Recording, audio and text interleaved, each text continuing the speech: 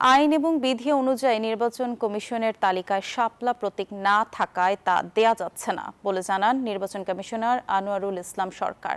রবিবার সকালে সিলেটে নির্বাচন ঘিরে পুলিশের দক্ষতা ও সক্ষমতা বৃদ্ধি সংক্রান্ত প্রশিক্ষণ কার্যক্রম পরিদর্শন শেষে সাংবাদিকদের সঙ্গে আলাপকালে এসব কথা বলেন তিনি।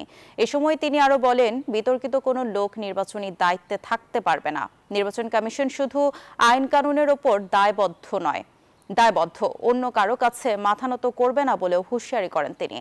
আইনগতভাবে আওয়ামী লীগের কার্যক্রম স্থগিত থাকায় তাদের নির্বাচনে অংশ নেওয়াটাও স্থগিত থাকবে বলেও জানান ইসি আনোয়ারুল ইসলাম।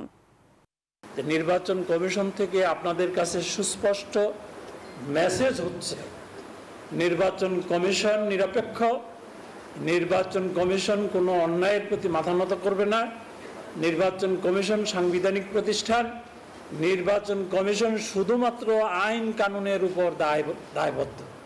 আইনের কাছে সে জবাবদিহি করবে, কোনো ব্যক্তির কাছে, কোনো গোষ্ঠীর কাছে, কোনো দলের কাছে, কোনো প্রার্থীর কাছে মাথা নত করবে। বান্ডেল থাকলে প্রতি সেনমানিতে টাকা বাঁচবে। বিকাশ সেনমানি বান্ডেল কিনে জিতুন প্রতি লেনদেনে।